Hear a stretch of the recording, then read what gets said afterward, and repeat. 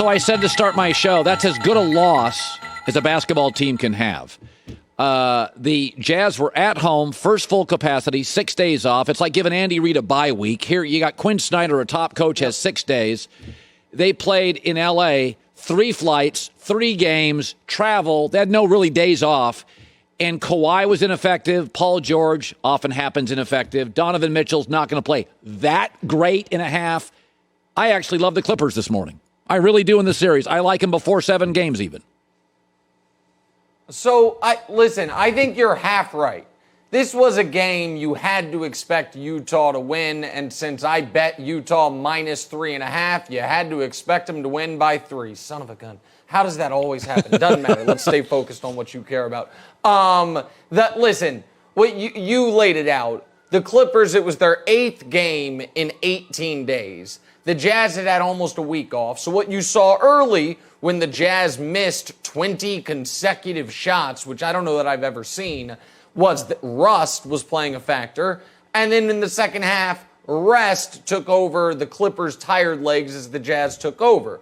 So I agree with you in general. But there were a few things that, if I'm a Clippers fan, concern me.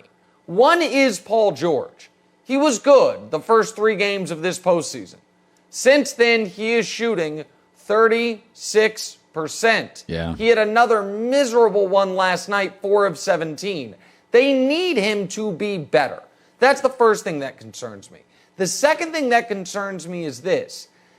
I don't think they want to ask Kawhi to guard Donovan Mitchell the way they asked him to guard Luka because they need his offense so badly. The problem is the Jazz are not the Mavericks in this regard. When Donovan passes to wide open three-point shooters, it is one of the best three-point shooting teams in league history by the numbers. They made at least 10 threes in every game they played all year. So the Clippers were giving up a bunch of open threes to Dallas all series and living with the results because Dallas was a middling three-point shooting team. Utah isn't that. So listen, I said before the playoffs, I thought Clippers in 7 in round 1. I thought Clippers in 7 in round 2. I will probably stick with that, but I do think Utah can present some real problems even if Donovan doesn't go for 32 second-half points again. I had to admit this morning I was ashamed of myself. I generally, when given the choice of a talented big who has injuries and even a player with flaws, I choose the player with flaws. Bigs get hurt early. They get hurt often. But I watched Embiid and Simmons last night, and I'm out on Simmons. I've been saying for years, just surround Simmons with three-point shooters. He's the best defensive guard, arguably. He's a 6'11". He finishes. But there is a coolness to him. He disappears. He just doesn't care enough. And Embiid, I worry about the torn meniscus. God, he cares. Totally passionate. Every basket matters. You know, leading the team. You put him on a mic. He's all in. And I got to be honest. Yeah. I don't think you can solve Simmons. He's got that cool thing, that Jay Cutler thing. You can't coach your way out of it. I think I've come to terms with I'll take the huge flaw with Embiid's health over the rest of Simmons' issues. Okay, so I agree. Listen, Embiid is one of the 5 best players in the league. Ben Simmons is, one of the 25 best players in the league. So obviously I would rather have Embiid than Simmons. I think you're being a little too harsh on Simmons. Let me start with Embiid, though. Embiid thus far this postseason has more points than minutes. He is averaging more than a point a minute so far. If you remove the game where he went out early with the injury, he is averaging 33, 9, and 5 on 61% from the field and 45% from 3 and a nice 85% from the line. He's been unstoppable. And by the way, whether he plays Milwaukee or Brooklyn in the next round, they don't have nobody in the league has a guy that can stop him.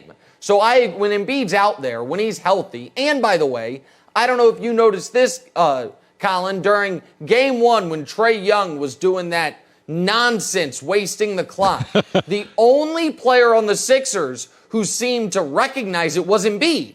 Embiid is an incredibly smart player as well to go along with the wild physicality and gifts. So I agree with you on Embiid. Simmons, I think you've run, if I may say, a little too hot in the beginning and a little too cold now. I think that Ben Simmons was really impactful last night without scoring.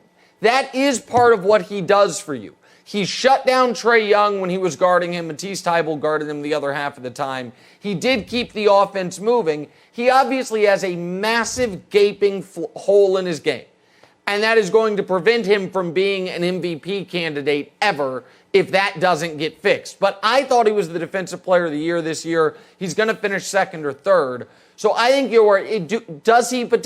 have I also heard I don't want to call it work ethic issues, but, young guy who really enjoys being a young, rich, famous guy? Sure, I've heard that. But do I think he's a huge net positive for Philly? I do. Do I think if Brooklyn gets through to the next round, Simmons will be a critical piece because I think he'll be guarding Harden the whole series if Harden is back? I do. So I think you're being a little too harsh on Simmons.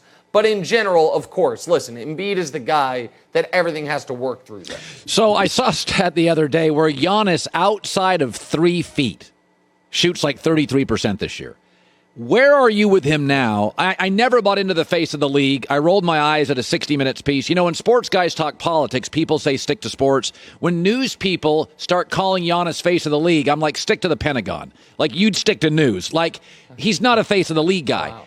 But he is the MVP. Like, where are you on him tonight? I didn't expect a Leslie Stahl shot from Colin Cowherd at 12:40 in the afternoon on a Wednesday. All right. Here's where I'm at. If the Bucks, I went into the playoffs, Colin, and I said, who has the most to gain from a championship? And I looked at the path and the brackets, and I said it's Giannis. If Giannis in round 1 knocks out Jimmy Butler and Heat culture, in round 2 knocks out the trifecta in Brooklyn, round 3 knocks out Embiid, and in round 4, again, I was thinking it would be knocking out LeBron and AD, but whomever comes out of the West, then it totally validates and vindicates his 2 MVPs, and you say, okay, that's the best player in basketball. The flip side to that is, if the Bucks fall on their face in the postseason again, then there is a massive, I don't want to say asterisk next to his MVPs, but you recognize that he is a guy who can't be trusted in these spots. So I would argue tomorrow night is the biggest game of his career up to this point. I understand they were in a conference finals 2 years ago against Kawhi and the Raptors, and they were up 2-0 in that series. And so you could say, what about Game 5 or Game 6 of that series? That was before they had any of the playoff failures. That series ended with them losing 4 straight. Last year against Miami in the second round was obviously a total disaster. You can't end up going down 3-0 to this Brooklyn team. The series is over if it happens. And here's another thing I'm going to put on Giannis, because I love Giannis. But with Kawhi and the Raptors, when they beat him, you could say, okay, Kawhi was arguably the best defender in basketball. When Miami beat him, you say, okay, Bam Adebayo is one of the 3 or 4 best defenders in basketball. Maybe Brooklyn beats Milwaukee either way, but they should have to beat Milwaukee with Giannis scoring 40 a night, right, like he did in the regular season. Right. They have no one to guard him. Yeah. There is nobody. Blake Griffin is daring him to take jump shots, and Giannis is taking him up on it. He can't do that. So I expect a big game from Giannis Thursday. I expect the Bucks to win Thursday. But if Giannis doesn't play well on Thursday, not only is probably Bud going to get fired, but you do, and I used this comp with you before, there's a bit, and this isn't supposed to be an insult, so there's a lot of Lamar Jackson comps, which is dynamic, unbelievable in the regular season, but has a limitation in his game that makes you nervous come the postseason. And if Giannis got to get over it. He's in the prime of his career, 2-time MVP. He's got to be great Thursday night. By the way, only about a minute left. I saw that LeBron, everybody, China and all these things, politics, nobody likes LeBron. They did a Twitter study, which you can't lie about that, and that Tom Brady is actually hated in more states than LeBron, and Tom's apolitical, and so that America doesn't hate LeBron. In fact, in the South, the conservative South, they hate Harden and Kyrie more. It's crazy. Texas is conservative. They hate Harden more. Yeah. My takeaway from that is I don't know how many states you said, 28 states? 24 that don't like him. 24 don't like him. Yeah. I'd like to visit those, talk to those people. They also don't like cheating and scandals and what is clearly some type of performance-enhancing stuff going on. The guy's aging backwards. So that, I know you were talking LeBron. I'm more like, oh, Brady. Like, did you hear the latest Brady stuff? Had to be dragged off the practice field. Enough with the Brady propaganda, folks. But yeah, so I don't really care. Joy Taylor has taught me there's two ways to use Twitter. One is to consume news and to just occasionally put out tweets. The other is to just napalm dopes. I'm choosing option one for now. I may one day go the joy path down option two, but option three is use it for scientific studies, and I ain't about that. All right, Nick, good seeing you, buddy. Hi, everybody. Thanks for watching. Subscribe here to get the latest from the show. Also, be sure to check out more of the best clips from The Herd or go watch a few segments from other shows on FS1.